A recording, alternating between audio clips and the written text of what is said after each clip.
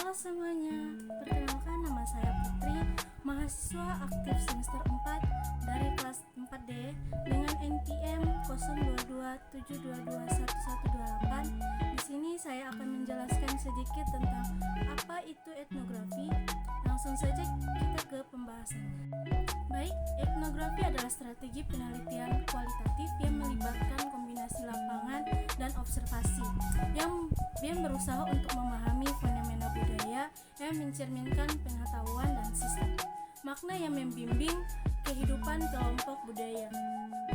Etnografi dipelopori di bidang antropologi, sosial budaya, tetapi juga telah menjadi metode populer di berbagai bidang dari lain ilmu sosial, terutama di bidang sosiologi.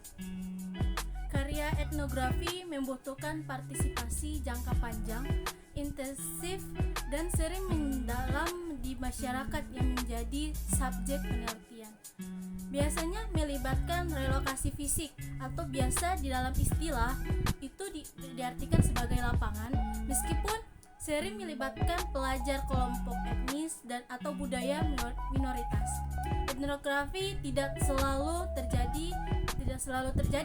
Idealnya penelitian harus berusaha memiliki sedikit efek pada suatu objek penelitian yang tak terlihat dan mungkin terperangkap dalam masyarakat. Metode yang digunakan untuk mengumpulkan data dalam etnografi adalah terbagi menjadi dua, yaitu yang pertama metode observasi atau pengamatan. Observasi adalah tindakan proses pengamatan yang dilakukan peneliti dengan menggunakan alat inderanya. Objek yang dijadikan sebagai observasi adalah aktivitas, interaksi, dan percakapan. Subjek yang diamati terdapat 4 macam metode observasi, yaitu pengamatan biasa yang dilakukan oleh peneliti tanpa terlibat secara langsung dengan subjek peneliti. Yang kedua, pendapatan terkendali. Pengamatan terkendali sama dengan pengamatan biasa, tetapi peneliti telah memilih calon-calon informa sebelum melakukan pengamatan. Yang ketiga, pengamatan terlibat. Pengamatan terlibat, peneliti terlibat secara langsung dengan masyarakat yang akan diteliti. Yang terakhir, pengamatan penuh. Kondisi ketika peneliti sudah menjadi bagian dalam masyarakat yang akan diteliti. Yang kedua, metode wawancara. Metode wawancara adalah metode proses tanya jawab antara peneliti dengan narasumber. Wawancara dilakukan untuk mendapatkan informasi yang lebih rinci dan mendalam. Dalam penelitian etnografi, wawancara berfungsi untuk mendapatkan gambaran akan sebuah isu dari sudut pandang narasumber, sehingga peneliti dapat memahami perspektif, pengalaman, dan kehidupan narasumber. Data-data yang diperoleh dari observasi maupun wawancara tersebut kemudian dianalisis melalui proses pengolahan data kualitatif dengan langkah-langkah sebagai berikut. Pertama, redukasi, yaitu langkah perangkuman dan penyelesaian data didasarkan pada fokus kategori atau permasalahan tertentu yang telah ditetapkan dan dirumuskan sebelumnya. Yang kedua, penyajian data, yaitu yang mana setelah redukasi data, selanjutnya data diolah dengan menyusun atau menyajikan ke dalam markis sesuai dengan keadaan data. Misalnya data yang dimasukkan ke dalam markis kronologis yang menunjukkan urutan waktu suatu kejadian, atau data yang dimasukkan ke dalam markis yang menggambarkan hubungan antara faktor atau komponen dalam suatu peristiwa dan kejadian.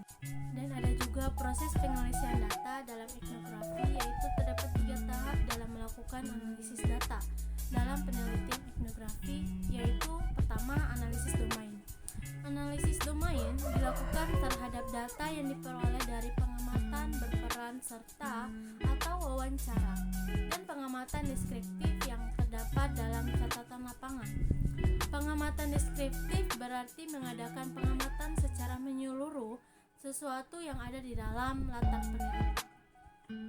Dalam penelitian etnografi ada 6 tahap untuk melaksanakan analisis domain, yaitu yang pertama memilih salah satu hubungan semantik yang tersedia.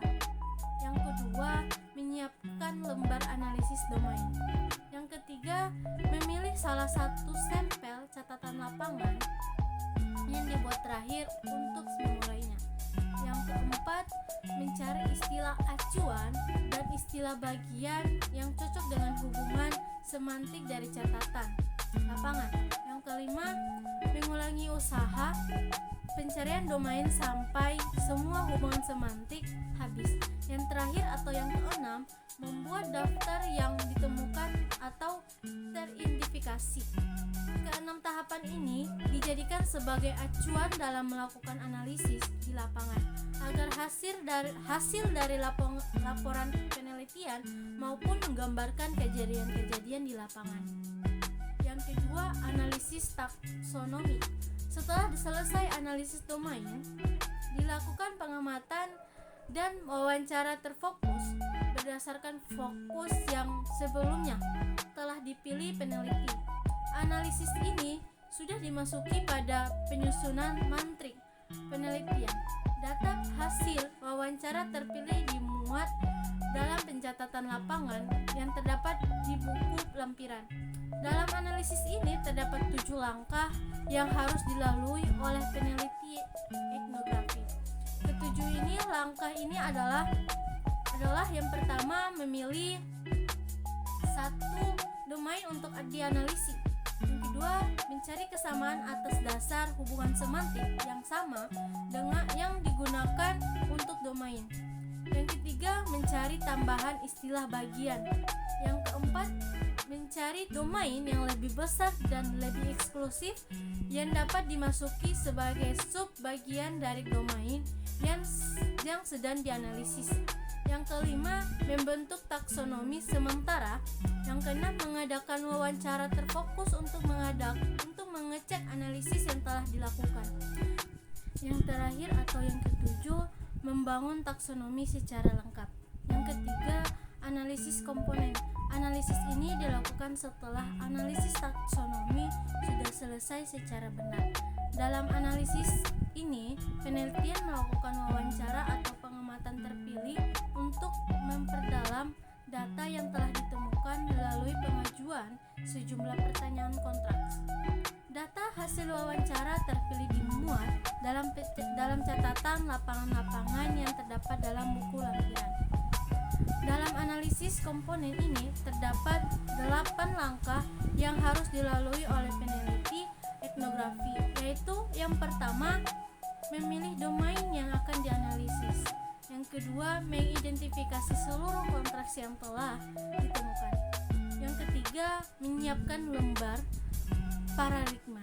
Yang keempat, mengidentifikasi dimensi kontras yang memiliki 2 nilai.